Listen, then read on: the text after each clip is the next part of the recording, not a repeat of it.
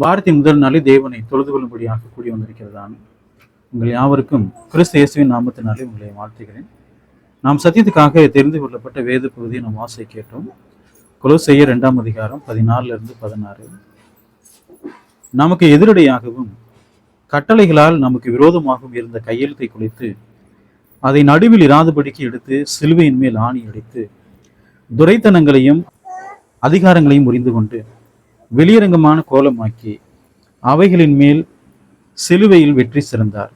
ஆகையால் போஜனத்தையும் பானத்தையும் குறித்தாவது பண்டிகை நாளையும் மாத பிறப்பையும் ஓய்வு நாளையும் குறித்தாவது ஒருவனும் உங்களை குற்றப்படுத்தாது இருப்பானாக. பாருங்க, இந்த வேத வாக்கியத்தை நம்ம அநேக முறை நம்ம கற்றுக்கொண்டிருக்கிறோம்.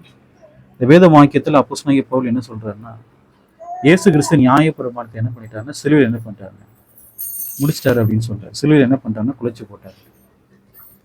மோசேயின் நியாயப்பிரமாணம் சிலுவையில் குலைத்து போடப்பட்டது, அதை செல்லாமல் பண்ணிட்டாரு அப்படின்னு நம்ம சொன்னோம்னா ஒரு கூட்ட மக்கள் இருக்கணும். அப்புறம் எதுக்கு பழைய ஏற்பாடு? பழைய ஏற்பாடை கிழிச்சு போட வேண்டியதானே? பழைய ஏற்பாடை கிழிச்சு போட வேண்டியதானே? எதுக்கு நீங்க பழைய ஏற்பாடை படிக்கிறீங்க? மோசேயின் நியாயப்பிரமாணத்தை இயேசு சிலுவையில் முடிச்சிட்டாருன்னா, பழைய உடன்படிக்கை சிலுவையில் முடிச்சிட்டாருன்னா எதுக்கு பழைய ஏற்பாடு வச்சிருக்கீங்க? அதை என்ன செய்யுங்க? கிழிச்சு போட்டுருங்க அப்படின்றாங்க. நல்லா கவனிங்க, இந்த வேத வாக்கியத்திலே ஒரு பழைய ஏற்பாடை பத்தி பேசுறாரா அல்லது மோசேயின் நியாயப்பிரமாணத்தை பத்தி பேசுறாரா? எதை பத்தி பேசுறாருங்க? மோசேயின் நியாயப்பிரமாணத்தை பத்தி பேசுறாரு. பழைய ஏற்பாட்டுல மோசேயின் நியாயப்பிரமாணத்துல மொத்தம் 613 கட்டளைகள் இருக்கு. அந்த 613 கட்டளைகள்ல 10 கட்டளைகள் பிரதான கட்டளைகள், மீதம் இருக்கக்கூடிய 603 கட்டளைகள் துணை கட்டளைகள். மோசேயின் நியாயப்பிரமாணத்துல 254 கட்டளைகள் என்ன செய்யணும்னு சொல்லுது. மோசேயின் நியாயப்பிரமாணத்துல 368 கட்டளைகள் என்ன செய்யக்கூடாதுன்னு சொல்லுது. மொத்தம் எத்தனை கட்டளைகள்? 613. அதுல 10 கட்டளைகள் பிரதான கட்டளைகள், மிச்சம் இருக்கக்கூடியது 603, அது துணை கட்டளைகள். அப்ப 254 கட்டளைகள் என்ன சொல்லுதுன்னா, நீ என்ன செய்யணும், அதாவது இஸ்ரவேல் ஜனங்கள் என்ன செய்யணும்னு சொல்லுது. 368 கட்டளைகள் என்ன சொல்லுதுன்னா, இஸ்ரவேல் ஜனங்கள் என்ன செய்யக்கூடாது. இது எங்க கொடுக்கப்பட்டிருக்குன்னா, மோசேயின் நியாயப்பிரமாணத்தில் என்ன செய்யப்பட்டிருக்குன்னா கொடுக்கப்பட்டிருக்கு. சரிங்க. லூக்கா புஸ்தகம் 24ஆம் அதிகாரம் 44ஆம் வசனம் பாருங்க. பழைய ஏற்பாடுன்னு முதல்ல என்ன நம்ம தெரிஞ்சுக்கணும். பழைய ஏற்பாடுனா வெறும் நியாயப்பிரமாணம் மாத்திரம் பழைய ஏற்பாடு கிடையாது. லூக்கா புஸ்தகம் 24ஆம் அதிகாரம் 44ஆம் வசனம் பாருங்க. அவர்களை நோக்கி, மோசேயின் நியாயப்பிரமாணத்திலும் தீர்க்க தரிசிகளின் ஆகமங்களிலும் சங்கீதங்களிலும் என்னை குறித்து எழுதி இருக்கிறவைகள் எல்லாம் நிறைவேற வேண்டியது என்று நான் உங்களோடு இருந்தபோது உங்களுக்கு சொல்லி கொண்டு வந்த விசேஷங்கள் அவைகளை. அப்ப பழைய ஏற்பாட்டுல எதெல்லாம் இருக்கு? எதெல்லாம் இருக்குன்னா, மோசேயின் நியாயப்பிரமாணம், தீர்க்க தரிசன ஆகமங்கள், சங்கீதங்கள். பழைய ஏற்பாட்டுல பெரிய தீர்க்க தரிசனம் ஒரு 5 புஸ்தகம் இருக்குது. சிறிய தீர்க்க தரிசனம் 12 புஸ்தகம் இருக்குது. சங்கீதங்கள் சொல்ற, மோசையின் ஆகமங்கள் சொல்ற. பழைய ஏற்பாட்டுல 39 புஸ்தகம் இருக்கு. 39 புஸ்தகத்தை எழுதுனது யாருன்னா தீர்க்கதரிசிகள் தான். அப்ப பழைய ஏற்பாடுன்னு சொல்லும் பொழுது என்ன புரிஞ்சுக்கிறாங்கன்னா, அது மோசையின் நியாயப்பிரமாணம் அப்படின்னு புரிஞ்சுக்கிறாங்க. அது மோசையின் நியாயப்பிரமாணம் எத்தனை புஸ்தகத்துல இருக்குது? மோசையின் கட்டளைகள் 613 கட்டளைகள் எவ்வளவு புஸ்தகத்துல இருக்குது? யாத்திராகமம், லேவியராகமம், எண்ணாகமம், உபாகத்தினுடைய பாதி புஸ்தகம். சொல்ல போனா ஒரு 3 புஸ்தகத்துல தான் இருக்குது. குறிப்பா சொல்ல போனா ஒரு 2 புஸ்தகத்துல தான் மோசேயின் நியாயப்பிரமாணம் என்ன செய்யப்பட்டிருக்குங்க? கொடுக்கப்பட்டிருக்கு. இயேசு கிறிஸ்து சிலுவையில் அறைந்தது அந்த 3 புஸ்தகங்களையா அல்லது பழைய ஏற்பாட்டில் சொல்லப்பட்ட எல்லா புஸ்தகங்களையும் அரைஞ்சிட்டாரா? மோசேயின் நியாயப்பிரமாணம் 613 கட்டளை எங்க அரைஞ்சிட்டாருங்க? சிலுவையில் அரைஞ்சிட்டார். இயேசு கிறிஸ்து மோசேயின் நியாயப்பிரமாணத்தை சிலுவையில் அரைஞ்சிட்டார் நம்ம சொல்றோம்னா உடனே பழைய ஏற்பாட்டுக்கு போயிடலாம். பழைய ஏற்பாடு எதுக்கு வச்சிருக்கீங்க? கிழிச்சு போடுங்க, அவங்க இதுல பைபிள் கிழிச்சு போட்டுருங்க, அதை எதுக்கு வச்சிருக்கீங்க அப்படின்னு கேட்கிறாங்க. பாகம புஸ்தகம் 5ஆம் அதிகாரம் 1 - 3 வரைக்கும் பாருங்க. மோசேயின் நியாயப்பிரமாணத்தை தேவன் ஏன் இஸ்ரவேல் ஜனங்களுக்கு கொடுத்தார் அதை பார்க்கலாம் பாருங்க. மோசே இஸ்ரவேலர் எல்லாரையும் அழைப்பித்து அவர்களை நோக்கி, இஸ்ரவேலரே, நான் இன்று உங்கள் காதுகள் கேட்க சொல்லும் கட்டளைகளையும் நியாயங்களையும் கேளுங்கள். நீங்கள் அவைகளின்படியே செய்யும்படிக்கு அவைகளை கற்று கை கொள்ள கடவீர்கள். மோசே இஸ்ரவேல் ஜனங்களுக்கு என்ன கொடுக்கிறாருன்னா பிரமாணத்தை கொடுக்கிறார். தேவன் கொடுத்த பிரமாணத்தை யார் கொடுக்கிறாருங்க? இஸ்ரவேல் ஜனங்களுக்கு கொடுக்கிறார். அப்படி கொடுக்கும்போது சொல்றாரு, முதல்ல கேளுங்க, தேவனுடைய கட்டளைகளையும் நியாயங்களையும் கேளுங்க, அவைகளின்படி செய்யும்படிக்கு அவைகள் என்ன செய்யுங்க, கற்றுக்கொள்ளுங்கள்ன்ற. கற்றுக்கொண்டாதான் செய்யவே முடியும். அப்ப மோசையின் நியாய பிரமாணம் இஸ்ரவேலன் கொடுக்கப்பட்டதா, உலகத்தில் வாழக்கூடிய எல்லா மக்களுக்கும் கொடுக்கப்பட்டதா? அது இஸ்ரவேல் ஜனங்களுக்கு என்ன செய்யப்பட்டதுன்னு கொடுக்கப்பட்டது. பாருங்க, 2ஆம் வசனம் பாருங்க. நம்முடைய தேவனாகிய கர்த்தர் ஓரேபிலே நம்மோடு உடன்படிக்கை பண்ணினார். அந்த உடன்படிக்கையை கர்த்தர் நம்முடைய பிதாக்களோடு பண்ணாமல் இந்நாளில் இங்கே உயிரோடு இருக்கிற நாம் எல்லாரோடும் பண்ணினார். மோசையின் நியாய பிரமாணத்தில் கொடுக்கப்பட்ட கட்டளைகள் முற்பிதாக்களுக்கு கொடுக்கப்பட்டதா? தேவன் சொல்றார், ஓரேபிலே இந்த இடத்துல தேவன் நம்மோடு என்ன பண்ணிக்கிறாரு? உடன்படிக்கை பண்ணியிருக்கிறார். சரிங்களா? உபாகமம் 4ஆம் அதிகாரம் 13ஆம் வசனம் பாருங்க. நீங்கள் கை கொள்ள வேண்டும் என்று அவர் உங்களுக்கு கட்டளையிட்ட 10 கற்பனைகளாகிய தம்முடைய உடன்படிக்கையை அவர் உங்களுக்கு அறிவித்து அவைகளை 2 கற்பலைகளில் எழுதினார். அந்த 10 கட்டளை கொடுக்கிறார் இல்லைங்களா? அந்த 10 கட்டளை இன்னைக்கு ஒரு கூட்ட மக்கள் சொல்றாங்க, செவன்த் டே பீப்புள் சொல்றாங்க, அது உலகத்தில் வாழக்கூடிய எல்லாருக்குமே கொடுக்கப்பட்டிருக்கு. இந்த வசனத்துல மோசே என்ன சொல்றாரு? நீங்கள் கை கொள்ள வேண்டும் என்று அவர் உங்களுக்கு கட்டளையிட்ட 10 கற்பனைகள் ஆகிய. யாரை பார்த்து பேசிட்டு இருக்காருங்க? பழைய ஏற்பாட்டுல நிறைய புஸ்தகங்கள்ல இந்த உடன்படிக்கை பத்தி பேசப்பட்டிருக்கு. இந்த உடன்படிக்கை குறிப்பா யாருக்கு கொடுக்கப்பட்டது? அது இஸ்ரவேல் ஜனங்களுக்கு என்ன செய்யப்பட்டதுன்னு கொடுக்கப்பட்டது. அது நமக்கு கொடுக்கப்பட்டதா? அது நமக்குள்ள என்ன செய்யப்படலைங்க, கொடுக்கப்படல. உபாகமம் 4ஆம் அதிகாரம் 14ஆம் வசனம் பாருங்க. நீங்கள் சுதந்திரித்து கொள்ள போகிற தேசத்திலே நீங்கள் கை கொள்ள வேண்டிய கட்டளைகளையும் நியாயங்களையும் உங்களுக்கு போதிக்க வேண்டும் என்று அக்காலத்திலே கர்த்தர் எனக்கு கட்டளையிட்டார். இஸ்ரவேல் ஜனங்கள் ஒரு தேசத்தை என்ன செய்ய போறாங்கன்னா சுதந்திரிக்க போறாங்க. பாருங்க, ஒரு தேசத்திலே நாம் குடியிருக்க வேண்டும் என்று சொன்னால் அந்த தேசத்துல என்ன இருக்கணும்? சட்டதிட்டங்கள் இருக்கணும். சட்டதிட்டம் இல்லைன்னா அங்க போய் குடியிருந்தா என்ன ஆகும்? நம்ம உயிரோடு இருக்க முடியுமா? அப்ப எப்படி நடக்க வேண்டும் என்கிற சட்டதிட்டங்கள் அங்க இருக்கணும். குற்றம் செய்தால் தண்டனை இருக்கு அப்படிங்கிற சட்டம் இருக்கணும். குற்றம் செஞ்ச தண்டனை இல்லாத ஒரு தேசம் இருந்த தேசம் என்ன ஆகும்? அது சீர்கெட்டு போயிடும். இந்த வேத வாக்கியத்துல நீங்கள் சுதந்திரித்து கொள்ள போகிற தேசத்திலே நீங்கள் கை கொள்ள வேண்டிய கட்டளைகளையும் நியாயங்களையும். அப்ப இஸ்ரவேல் ஜனங்களுக்கு தேவன் ஒரு கானான் தேசத்தை என்ன செய்ய போறாருன்னு கொடுக்க போறார். அந்த தேசத்திலே தேவன் தேச சட்டத்தை என்ன பண்றாருங்க, கொடுக்கிறார். அதோடு மாத்திரமல்ல, தம்மை எப்படி தொழுது கொள்ள வேண்டும் என்கிற சட்டத்தை என்ன பண்றாருங்க, கொடுக்கிறார். அதான் என்ன? மோசேயின் நியாய பிரமாணம். பலி எப்படி செலுத்தணும், என்னென்ன பலிகள்லாம் இருக்கு, யார் பலி செலுத்தணும், என்னென்ன பலிகள் எப்படி செலுத்தணும், எல்லாம் என்ன பண்ணிக்கிறாருங்க, பிரமாணத்தை கொடுத்துக்கிறார். ஒரு தேசத்திலே ஒரு குற்றம் பண்றான்னா அவனுக்கான தண்டனை என்ன? இதெல்லாம் தண்டனை. இந்த வேத வாக்கியத்துல அதான் தேவன் சொல்றார், கை கொள்ள வேண்டிய கட்டளைகளையும் நியாயங்களையும் உங்களுக்கு போதிக்க வேண்டும் என்று அக்காலத்திலே கர்த்தர் எனக்கு கட்டளையிட்டார். மோசை நியாய பிரமாணத்தை கொடுத்துட்டாரு. மோசை நியாய பிரமாணத்துல தேவன் ஆசீர்வாதங்களையும் கொடுக்கிறாரு, சாபத்தையும் கொடுக்கிறாரு. உபாகமம் 28ஆம் அதிகாரம் 1-12 வசனம் வரைக்கும் தேவன் இந்த மோசையின் நியாய பிரமாணத்தை கடைபிடித்தா உங்களுக்கு இதெல்லாம் பலிக்கும், உங்களுக்கு ஆசீர்வாதம்ன்றார். உபாகமம் 28:2 பாருங்க.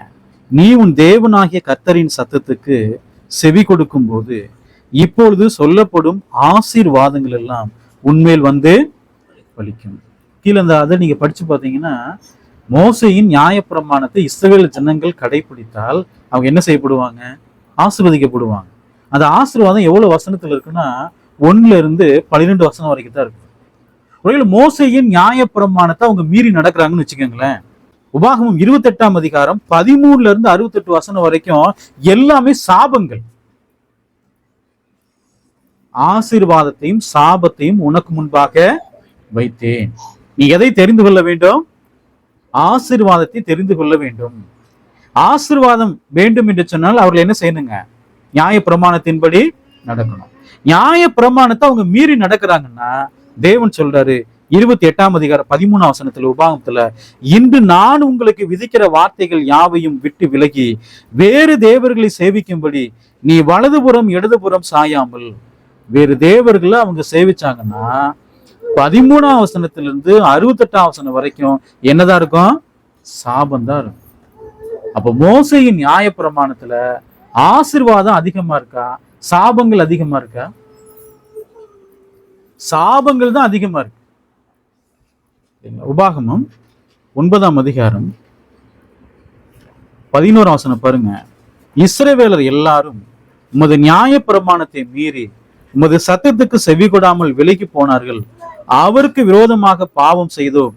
ஆகையால் தேவனுடைய தாசனாகிய மோசையின் நியாய பிரமாண புஸ்தகத்திலே எழுதியிருக்கிற சாபமும் ஆணையாக்கினையும் எங்கள் மேல் சொரியப்பட்டன. இது யார் சொல்றாருன்னா தானியேல் சொல்றார். மோசையின் நியாய பிரமாணத்துக்கு இஸ்ரவேல் ஜனங்கள் கீழ்ப்படியில தேவன் அவங்களுக்கு என்ன அனுப்பிட்டாரு? சாபம், ஆக்கினி என்ன செஞ்சிட்டாருன்னு அனுப்பிட்டார். அப்ப மோசையின் நியாய பிரமாணம் நமக்கு கொடுக்கப்பட்டது, அது நமக்கு என்ன செய்யப்படலைங்க? கொடுக்கப்படலை. அது ஒரு தேசத்துக்கு என்ன செய்யப்பட்டதுன்னா கொடுக்கப்பட்டது. அந்த தேசம் எந்த தேசம்னா அது இஸ்ரவேல் தேசம். அவங்கதான் தேவனுடைய ஜனங்கள் என்ன செய்யப்பட்டாங்கன்னா அழைக்கப்பட்டாங்க. பாருங்க, 613 கட்டளைகள் இருக்கு. இந்த கட்டளைகள்ல ஒருத்தன் எல்லாத்தையும் கடைபிடிக்கிறான். உதாரணம், ஒரு 612 கட்டளைகளை கடைபிடிக்கிறான். ஒரே ஒரு கட்டளையை மீறிட்டான், என்ன ஆவான்? யாக்கோபு 2ஆம் அதிகாரம் 10-11 வரைக்கும் பாருங்க. எப்படி எனில், ஒருவன் நியாயப்பிரமாணம் முழுவதையும் கை கொண்டிருந்தும் ஒன்றிலே தவறினால் எல்லாவற்றிலும் குற்றவாளியாயிருப்பான். நியாயப்பிரமாணத்துல கட்டளை ஒருத்தன் கை கொள்றான், ஆனா என்ன ஆயிட்டான் பாத்தீங்களா? ஒன்றிலே தவறினால். 612 கட்டளை இருக்குது, 613 கட்டளை இருக்குது, ஒரு கட்டளையும் மீறிட்டான். தேவன் சொல்றாரு அவன் குற்றவாளின்ற. யாக்கோபு 2:11 பாருங்க. ஏனென்றால் விபச்சாரம் செய்யாதிருப்பாயாக என்று சொன்னவர் கொலை செய்யாதிருப்பாயாக என்றும் சொன்னார். ஆதலால் நீ விபச்சாரம் செய்யாமல் இருந்தும் கொலை செய்தாயானால் நியாய பிரமாணத்தை மீறினவனாவாய். கொடுக்கப்பட்ட மோசையின் நியாய பிரமாணத்துல ஒரு கட்டளை ஒருத்தன் மீறிட்டான், எல்லா கட்டளையும் கை கொள்றான். தேவன் சொல்றாரு அவன் யாரு? குற்றவாளி. வேத வாக்கியத்துல நம்ம அதான் வாசிக்கிறோம். பழைய ஏற்பாட்டுல மோசையின் நியாய பிரமாணத்துல ஆசீர்வாதத்தோடு சாபம் தான் இருக்குது. தேவன் என்னென்ன சாபத்தை சொல்றாரோ அந்த சாபம் எல்லாம் யார் மேல் வந்தது? கட்டளையை மீறின போது இஸ்ரவேல் ஜனங்கள் மேல வந்தது. 613 கட்டளைய 612 கட்டளையை கை கொள்றான், ஒரு கட்டளையை மீறினான். தேவன் எப்படிதான் நியாயம் செய்யறாரு? அவன் குற்றவாளி. ரோமர் புஸ்தகம் 9ஆம் அதிகாரம் 4ஆம் வசனம் பாருங்க. அவர்கள் இஸ்ரவேலரே புத்திர சுவிகாரமும் மகிமையும் உடன்படிக்கைகளும் நியாய பிரமாணமும் தேவ ஆராதனையும் வாக்கு தத்தங்களும் அவர்களுடையவைகளே. இஸ்ரவேல் ஜனங்களுக்கு என்னெல்லாம் இருந்தது பாருங்க. அவங்களுக்கு மிகப்பெரிய ஆசீர்வாதம் இருந்தது, அவர்களுக்கு புத்திர சுவிகாரம் இருந்தது, அவர்களுக்கு மகிமை இருந்தது, அவர்களுக்கு உடன்படிக்கை இருந்தது, நியாய பிரமாணம் இருந்தது, தேவ ஆராதனைகள் இருந்தது, வாக்கு தத்தங்கள்லாம் இருந்துச்சு. யாருக்கு? இஸ்ரவேல் ஜனங்களுக்கு இது எல்லாமே இருந்தது. ஆனாலும் அதை மேன்மையா நினைச்சாங்களா? பாருங்க, தேவனுடைய அந்த புத்திர சுவிகாரம், மகிமை, உடன்படிக்கை, நியாய பிரமாணம் இதெல்லாம் அவங்க மேன்மையை நினைக்கவே இல்லை. இந்த பூமியில அவங்க சுகபோகமா ஜீவிக்கிறாங்க. தேவனுக்கு பயந்து ஜீவித்தாங்களா? தேவன் எப்படி தம்மை தொழுது கொள்ள வேண்டும் என்று சொல்லி பிரமாணத்தை கொடுத்துக்கிறார். தம்மை எப்படி ஆராதனை செய்யணும் அப்படிங்கிற பிரமாணத்தை கொடுத்துக்கிறார். இவங்க தேவனுக்கு பலி செலுத்தாம எதுக்கு பலி செலுத்துறாங்க? அவர்கள் உண்டாக்கின சொரூபங்களுக்கு என்ன செய்யறாங்க? பலி செலுத்துறாங்க. வேறு தேவர்கள் என்ன செய்யறாங்கன்னா பின்பற்றுறாங்க இஸ்ரவேல் ஜனங்கள். தேவன் என்ன பண்ணாரு?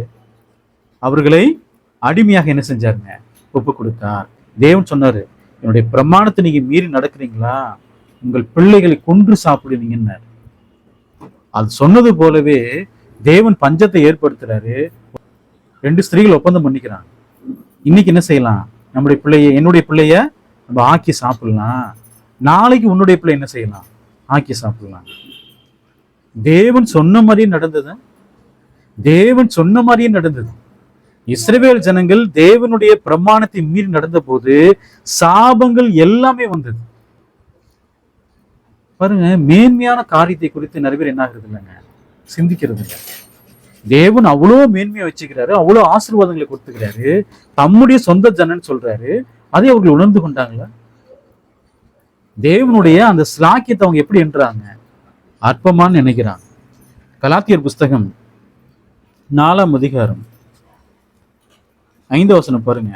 காலம் நிறைவேறின போது ஸ்ரீனிடத்தில் பிறந்தவரும் நியாய பிரமாணத்திற்கு கீழானவருமாகிய தம்முடைய குமாரனை தேவன் அனுப்பினார். ஸ்ரீனிடத்தில் பிறந்தவரும், இது என்ன விசேஷம் இருக்கு? ஸ்ரீனிடத்துல பிறக்கிறது. நாமள எங்கிருந்து தான் பிறந்திருக்கிறாங்க? ஸ்ரீனிடத்துல தான் பிறந்தவரும்.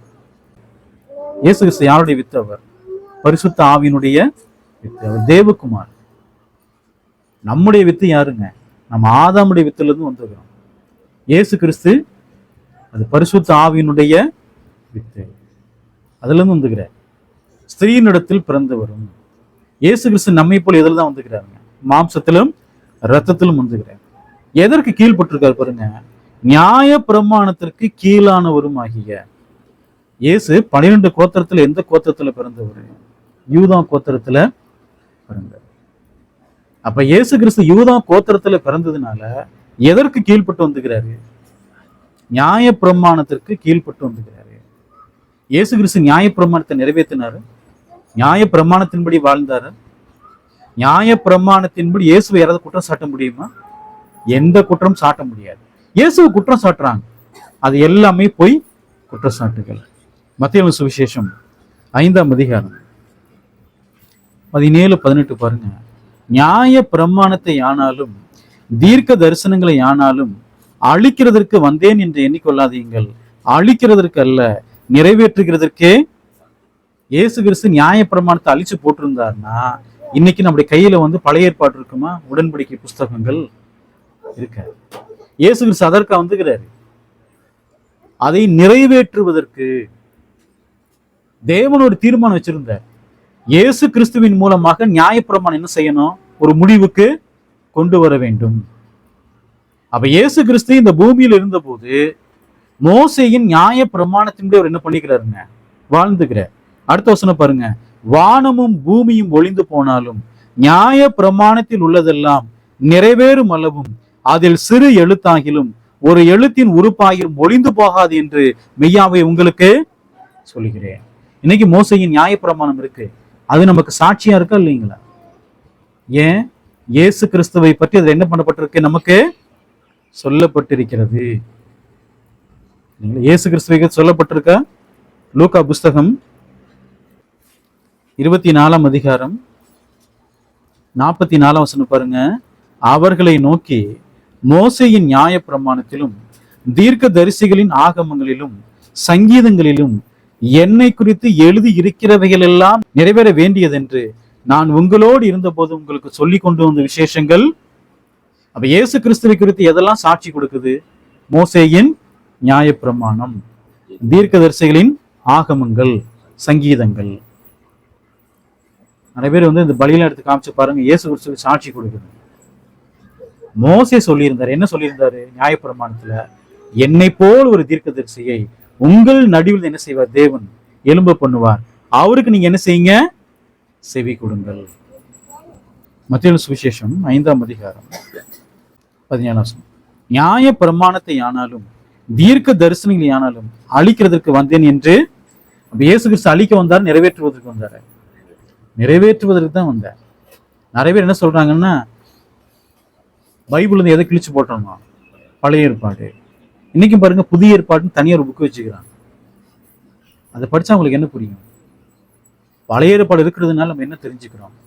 உலகம் எப்படி சிருஷ்டிக்கப்பட்டது, ஆபிரகாம்னா யாரு, ஈசாக்குனா யாரு, யாக்கோப்னா யாரு, பழைய ஏற்பாட்டில் சொல்லப்பட்ட தீர்க்க தரிசனங்கள் எல்லாம் நாம் அறிந்து கொள்ள வேண்டும் என்று சொன்னார். பழைய ஏற்பாடு நமக்கு அவசியம். புதிய ஏற்பாட்டு வாக்கு தத்தங்களை நாம் உணர்ந்து கொள்ள வேண்டும் என்று சொன்னால் பழைய ஏற்பாடு நமக்கு அவசியம்.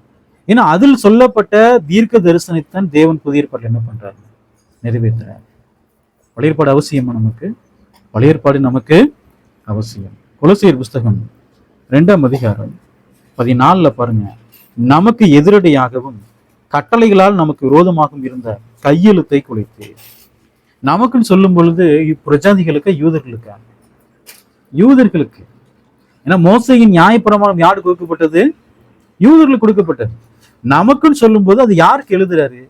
யூதர்களுக்கு எழுதுறாரு, யூத கிறிஸ்தவர்களுக்கு எழுதுறாரு. நமக்கு எதிரடையாகவும், ஏன்னா பவுல் யாருங்க? ஒரு யூதன். நமக்கு எதிரடையாகவும் கட்டளைகளால் நமக்கு விரோதமாகவும் இருந்த கையெழுத்தை குலைத்து. அப்ப மோசையின் நியாயப்பிரமாணத்தை இயேசு சிலுவையில அழிச்சு போட்டாரா, குலைச்சு போட்டாரா? குலைத்து போட்டார். அதை நடுவில் இராதபடிக்கு எடுத்து சிலுவையின் மேல் ஆணி அடித்து. ஒரு மனுஷனை சிலுவையில ஆணி அடிச்சுட்டாங்கன்னா அந்த மனுஷன் என்ன ஆயிடுவாருங்க? சிலுவையில செத்துருவார். மோசையின் நியாயப்பிரமாணத்தை எங்க அரைஞ்சிட்டாரு? சிலுவையில. அப்ப மோசையின் நியாயப்பிரமாணம் சிலுவையில் என்ன ஆயிடுச்சுங்க? மரித்தது. என்ன ஆயிடுச்சு? மரித்தது. அதான் சொல்றார், சிலுவையின் மேல் ஆணி அடித்து. மோசையின் நியாயப்பிரமாணத்துல என்ன இருந்ததுன்னா துரைத்தனங்கள், அதிகாரங்கள். துரைத்தனங்கள்லாம் சட்டதிட்டங்கள், சட்டதிட்டங்கள் அதிகாரங்கள்லாம் இருந்தது. இயேசு அதை உரிந்து கொண்டாரு. உரிந்து கொண்டு வெளியரங்கமான கோலமாக்கி அவைகளின் மேல் சிலுவையில் வெற்றி சிறந்தார். அப்ப மோசையின் நியாயப்பிரமாணம் சிலுவையில் அழித்து போடப்பட்டதா, குலைத்து போடப்பட்டதா? அது குலைத்து போடப்பட்டது. குலைத்து போடுறதுன்னு அர்த்தம் என்ன? செல்லாமல் போக பண்றது. ஒரு 100 ரூபாய் நோட் எடுத்து நீங்க அப்படியே கிறுக்கி போட்டீங்கன்னு வச்சுக்கோங்களேன், அது செல்லுமா? செல்லாது. அதே போல மோசையின் நியாயப்பிரமாணத்தை என்ன பண்ணிட்டாரு? குலைத்து செல்லாமல் போக பண்ணிட்டாரு. 500 ரூபாய், 1000 ரூபாய், 2000 ரூபாய் நோட்டு இருக்கு இல்லைங்களா? நீ கொடுத்தா கையில் கொடுத்தா வாங்குவாங்களா? வாங்க மாட்டாங்க. பழைய 500 நோட்டு கொடுத்தா வாங்குவாங்களா? ஏன்? என்ன ஆயிடுச்சுங்க? அது குலைத்து போடப்பட்டுருச்சு, செல்லாமல் பண்ணிட்டான். நீங்க எவ்வளவு பணம் வச்சிருந்தாலும் அதுக்கு என்ன இல்லை? மதிப்பு என்பது இல்லை. மோசையின் நியாயப்பிரமாணத்தை சிலுவையில் குலைத்து போடப்பட்டதுனால பலிகள் ஒரு முடிவுக்கு வந்துருச்சா? ஆராதனைகள் ஒரு முடிவுக்கு வந்துருச்சா? பண்டிகைகள் ஒரு முடிவுக்கு வந்துருச்சா? அவரே சொல்லிருப்பாரு கொலோசியர் 2:16 ஆகையால் போஜனத்தையும் பானத்தையும் குறித்தாவது, பண்டிகை நாளையும் மாத பிறப்பையும் ஓய்வு நாளையும் குறித்தாவது ஒருவனும் உங்களை குற்றப்படுத்தாதிருப்பானாக. பழைய ஏற்பாட்டில் கொடுக்கப்பட்ட போஜனம், பானம், பண்டிகை நாள் மோசை நியாயப்பிரமாணத்துல, மாத பிறப்பு, ஓய்வு நாள் எல்லாத்தையும் எங்க முடிச்சிட்டாரு? சிலுவையில். நாம் அதை பின்பற்ற வேண்டிய அவசியம் கிடையாது. ஏன்? அது நமக்கு கொடுக்கப்படல. யார் பின்பற்றக்கூடாது? அதை யூதர்கள், யூத கிறிஸ்தவர்கள். அது நமக்கு கொடுக்கப்பட்ட தேச சட்டம். அது இஸ்ரவேல் ஜனங்களுக்கு என்ன செய்யப்பட்டதுங்க? கொடுக்கப்பட்ட சட்டம். கலாத்தியர் புஸ்தகம் 3ஆம் அதிகாரம் 10ஆம் வசனம் பாருங்க. நியாய பிரமாணத்தின் கிரியைக்காரராகிய யாவரும் சாபத்துக்கு உட்பட்டிருக்கிறார்கள். நியாய பிரமாண புஸ்தகத்தில் எழுதப்பட்டவைகள் எல்லாம் செய்யத்தக்கதாக அவைகளில் நிலைத்திராதவன் எவனோ அவன் சபிக்கப்பட்டவன் என்று எழுதியிருக்கிறது. நியாய பிரமாணத்தின் கிரியைக்காரராகிய யாவரும் எப்படிப்பட்டவங்க? எப்படிப்பட்டவங்க? சாபத்துக்கு உட்பட்டவங்க. அப்ப இந்த தசம பாகம் வாங்குறாங்க இல்லைங்களா? தசம பாகம் வாங்குறவங்க, கொடுக்கறவங்க யாரு? சாபத்துக்கு உட்பட்டவங்க தான். ஏன் சாபத்துக்கு உட்பட்டவங்க? இல்ல ஆபிரகாம் கொடுத்துக்கிறாரு, ஆபிரகாம் கொடுத்துக்கிறாரு, யாக்கோபு கொடுத்துக்கிறாரு. தேவன் கட்டளை எங்க கொடுத்தாரு? மோசேயின் நியாய பிரமாணத்துல கொடுக்கிறார். யாரு வாங்கணும் தசம பாகம்? லேவியர்கள். யாரு கொடுக்கணும்? இஸ்ரவேல் ஜனங்கள் 12 கோத்திரத்தார் கொடுக்கணும். அது அவர்களுக்கு கொடுக்கப்பட்ட சட்டம். தேவன் சொல்லிட்டாரு, நியாய பிரமாணத்தின் கிரியைக்காரராகிய யாவரும் சாபத்துக்கு உட்பட்டிருக்கிறார்கள். ஏன்னா மோசையின் நியாய பிரமாணத்தை குலைச்சு போட்டாரு, அதுல பலன் இல்லாம போயிருச்சு. அதை போய் பின்பற்றுவோம்னா இன்னைக்கு தசமம் கொடுக்கல என்ன சொல்றாங்க? தேவன் உன்னை சபிச்சிருவாருன்றான். சொல்றவனு எதுல தான் இருக்கிறான்? சாபத்துல தான் இருக்கிறான். ஐயோ தசமபாகம் கொடுக்கணுமே சொல்லி கொடுக்கலாம் பாருங்க, அவனு எதுல தான் இருக்கிறான்? சாபத்துல தான் இருக்கிறான். புதிய ஏற்பாட்டு சொல்ல, அவனவன் விசனமாயும் அல்ல கட்டாயமாயும் அல்ல, தன் தன் இருதயத்தில் நியமித்தபடியே கொடுக்க கடமை. யார் உற்சாகமா கொடுக்கிறாங்களோ அவனிடத்தில் தேவன் பிரியமாயிருக்கிறார். சிலுவைக்கு அப்புறம், கிறிஸ்துவின் சிலுவைக்கு அப்புறம் யூதர்கள், ரட்சிக்கப்பட்ட அப்போஸ்தலர்கள் தசமபாகம் கொடுங்கன்னு போச்சுக்கிறாங்களா? எதை போச்சுக்கிறாங்களா? நாம் செலுத்துறது என்ன? தர்ம பணம். வாரத்தின் முதல் நாள் எது சேகரிக்கப்பட்டது? தர்ம பணம். அவனவன் கட்டாயமாயும் அல்ல, விசனமாயும் அல்ல. எப்படி கொடுங்க? மன உற்சாகமா கொடுங்கன்ற. அப்ப பழைய ஏற்பாட்டுல ஏதோ ஒரு கிரியை அவங்க செய்யறாங்கன்னா அவங்களாம் யாருதான்? எதுல இருக்கிறாங்க? பழைய ஏற்பாட்டுல ஏதோ ஒரு கிரியை செய்யறாங்கன்னா அவங்க எல்லாரும் எதுல தான் இருக்கிறாங்க? சாபத்துமா இருக்கிறாங்க. அவரே சொல்ல பாருங்க, நியாயப்பிரமாண புஸ்தகத்தில் எழுதப்பட்டவைகள் எல்லாம் செய்யத்தக்கதாக அவைகளில் நிலைத்திராதவன் எவனோ அவன் சபிக்கப்பட்டவன் என்று எழுதியிருக்கிறது. அப்ப இன்றைக்கு பெரும்பாலான கிறிஸ்தவர்கள் எதுல தான் இருக்கிறாங்க? சாபத்துல தான் இருக்கிறாங்க. கலாத்தியர் 3:11 பாருங்க, நியாய பிரமாணத்தினாலே ஒருவனும் தேவனிடத்தில் நீதிமான் ஆகிறதில்லை என்பது வெளியரங்கமாய் இருக்கிறது. ஏனெனில் விசுவாசத்தினாலே நீதிமான் பிழைப்பான் என்று எழுதியிருக்கிறது. நியாய பிரமாணத்தினாலே ஒருவனும் என்ன செய்ய முடியாது தேவனிடத்துல. எப்ப? சிலுவைக்கு அப்புறம். சிலுவைக்கு முன்பதாக நீதிமான் இருந்தான். சிலுவைக்கு அப்புறம் நியாய பிரமாணத்தினால ஒரு மனிதன் நீதிமானாக முடியாது. ஏன்? நியாய பிரமாணம் சிலுவையில் என்ன செய்யப்பட்டிருக்குங்க? குலைத்து போடப்பட்டிருக்கிறது. செல்லாமல் பண்ணிட்டார். இப்ப என்ன விசுவாசம்? விசுவாசத்தினாலே நீதிமான் பிழைப்பான்றார். யாரை பற்றும் விசுவாசம்? இயேசு கிறிஸ்துவை பற்றும் விசுவாசத்தினால்தான் நம்ம என்ன செய்ய முடியும்? நியாயப்பிரமாண விசுவாசத்தை நாம் என்ன செய்ய முடியாது? பிழைக்க முடியாது. அப்ப தசம பாகம் என்பது பழைய ஏற்பாடா அல்லது மோசையின் நியாயப்பிரமாணமா? அது மோசையின் நியாயப்பிரமாணத்தில் கொடுக்கப்பட்டதான கட்டளை. 12 பாருங்க, நியாய பிரமாணமோ விசுவாசத்திற்குரியது அல்ல, அவைகளை செய்கிற மனுஷன் அவைகளாலே பிழைப்பான். ஓய்வு நாளை பரிசுத்தமா ஆசரிக்கணும். அந்த நாள்ல போய் வேலை செஞ்சாங்கன்னு வச்சுக்கோங்களேன், என்ன பண்ணிடலாம்? அவனை கல்லால் அடிச்சு என்ன பண்ணிடலாங்க? கொண்டு போட்டுடலாம். அவைகளை செய்கிற மனுஷன் அவைகளாலே பிழைப்பான். அடுத்த வசனம் பாருங்க, மரத்திலே தூக்கப்பட்ட எவனும் சபிக்கப்பட்டவன் எழுதியிருக்கிறபடி கிறிஸ்து நமக்காக சாபமாகி நியாய பிரமாணத்தின் சாபத்திற்கு நம்மை நீங்களாக்கி, கிறிஸ்து நியாய பிரமாணத்தின் சாபத்திற்கு நீங்களாக்கி என்ன பண்றாருங்க? யூதர்களை மீட்டு கொண்டார்.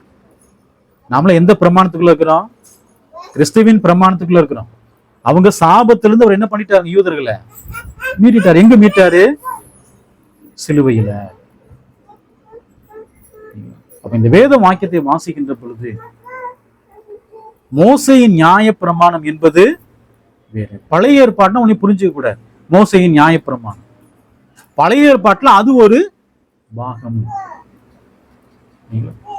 மத்தேயு சுவிசேஷம் 22ஆம் அதிகாரம்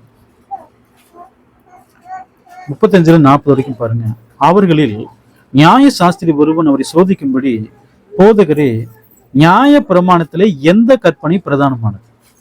பாருங்க, ஒரு நியாய சாஸ்திரி கேட்கிறார், ஆண்டவரே நியாய பிரமாணத்துல எந்த கற்பனை பிரதானமானதுன்னு கேட்கிறார். இயேசு அவனை நோக்கி, உன் தேவனாகிய கர்த்தரிடத்தில் உன் முழு இருதயத்தோடும் உன் முழு ஆத்மாவோடும் உன் முழு மனதோடும் அன்பு கூறுவாயாக. இதான் முதல்ல சொல்றாரு. 2வது கற்பனை பாருங்க, இது முதலாம் பிரதான கற்பனை.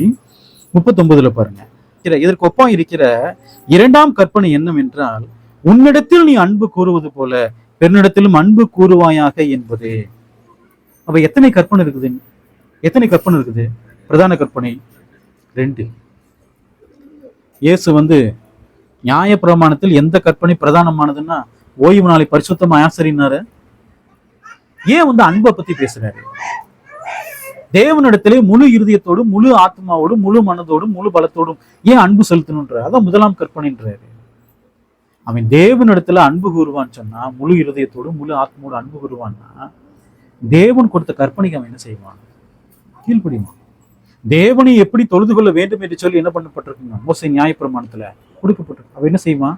தேவன் அன்பு கூறுவான், கீழ்ப்படிவான். 2வது, உன்னிடத்தில் அன்பு கூறுவது போல பிறனிடத்தில் என்ன செய்ய? அன்பு கூறு. உண்மையிலே நான் பிறனிடத்தில் அன்பு கூறுவோம்னா அவனுக்கு ஏதாவது தீமை செய்வோமா? என்னிடத்தில் அன்பு கூறன்னா எனக்கு நன்மை தான் செஞ்சுக்குவேன், எனக்கு தீமை செஞ்சுக்குவேன், எனக்கு நானே தீமை செய்து கொள்வேனா? நிச்சயமா செய்ய மாட்டேன். அப்ப ஏன்ட்ட அன்பு கூறுவதை போல நான் பிறனிடத்திலே அன்பு கூறும்போது அவனுக்கு ஏதாவது துரோகம் செய்வானா? மோசே நியாயப்பிரமாணத்துலதான் சொல்லப்பட்டிருந்தது, பிறனுக்கு என்ன செய்யணும்? நன்மை செய்யணும். இந்த 2 கற்பனையில ஒட்டுமொத்த பிரமாணம் அடங்கிருச்ச. மனுஷருக்கு செய்ய வேண்டிய பிரமாணம், தேவனுக்கு செய்ய வேண்டிய பிரமாணம். தேவனிடத்துல அன்பு செலுத்த வேண்டும், மனுஷரிடத்தில் அன்பு செலுத்த வேண்டும். இதான் என்னவா இருக்கிறது? பிரமாணம். இந்த பிரமாணத்துக்கு கீழ்ப்படுகிறாங்கன்னா தேவனுக்கோ மனுஷர்களுக்கோ துரோகம் பண்ணுவாங்களா? நிச்சயம் என்ன பண்ண மாட்டாங்க, செய்யவே மாட்டாங்க. ரோமர் புஸ்தகம் 13ஆம் அதிகாரம் 9-10 வசனங்கள் பாருங்க. எப்படி என்றால், விபச்சாரம் செய்யாதிருப்பாயாக, கொலை செய்யாதிருப்பாயாக, களவு செய்யாதிருப்பாயாக, பொய் சாட்சி சொல்லாதிருப்பாயாக, இச்சியாதிருப்பாய் என்கிற இந்த கற்பனைகளும் சொல்றாங்க. பாத்தீங்களா, 10 கட்டளை கடைபிடிக்கணும். ஏங்க, இது வந்து புதிய ஏற்பாட்டுல சொல்லப்படலையா? விபச்சாரம் பண்ணக்கூடாதுன்னு, கொலை செய்யக்கூடாதுன்னு சொல்லப்படலையா? களவு செய்யக்கூடாதுன்னு சொல்லப்படலையா? 10 கட்டளை இன்னைக்கு இருக்குன்னு வசனத்தை காமிக்கிறாங்க. சொல்றாரு பாருங்க, இச்சியாதிருப்பாய் என்கிற இந்த கற்பனைகளும் வேறு எந்த கற்பனையும் உன்னிடத்தில் நீ அன்பு கூறுவது போல பிறனிடத்திலும் அன்பு கூறுவாயாக என்கிற ஒரே வார்த்தையிலே தொகையாய் அடங்கியிருக்கிறது. உண்மையிலே நாம் மனுஷரிடத்திலே பிறனிடத்தில் நம்ம அன்பு செலுத்துவோம்னா அந்த செலுத்தக்கூடிய நபருடைய மனிதனிடத்துல விபச்சாரம் பண்ணுவோமா? உண்மையிலே அன்பு செலுத்துவோம்னா? அவர் சொல்றார் பாருங்க, அன்பானது பிறனுக்கு பொல்லாங்கு செய்யாது, ஆதலால் அன்பு நியாயப்பிரமாணத்தின். உண்மையிலே ஒரு சகோதரனையும் ஒரு சகோதரியை நம்ம நேசிக்கிறோம்னா அவளுக்கு என்ன செய்ய மாட்டோம்? நம்ம பொல்லாங்கு செய்ய மாட்டோம். கொலை செய்யக்கூடாது, விபச்சாரம் பண்ணக்கூடாது, வேசித்தனம் பண்ணக்கூடாதுன்னு சொல்லும் பொழுது அதை செய்யாமல் நாம் இருக்கும்போது நாம் என்ன செலுத்துறோம்? அன்பு. அதை செய்யும் போது ஒரே வார்த்தையில் அடங்கி இருக்குன்னு சொல்லுவோம், நியாய பிரமாணத்தின் நிறைவேறுதல். அப்ப இந்த வேத வாக்கியத்தை நம்ம வாசிக்கின்ற பொழுது மோசையின் நியாய பிரமாணத்தை இயேசு எங்க குலைச்சு போட்டாருங்க? சிறு என்ன பண்ணிட்டாருன்னா குலைச்சு போட்டார். பழைய ஏற்பாடு இருக்கு, அது எதுக்கு தேவன் நம்ம கொடுத்துக்கிறாரு? பழைய ஏற்பாடு ஏன் நம்ம படிக்கணும்? அது என்ன சத்தியங்கள் நமக்கு வெளிப்படுத்தப்பட்டிருக்கு அப்படிங்கிறத கர்த்தருக்கு சித்தமான அடுத்த வாரத்தில் நம்ம என்ன செய்யலாம் அதை குறித்து நம்ம பார்க்கலாம். தேவன் தாமே உங்களை ஆசீர்வதிப்பாராக. ஆமென்.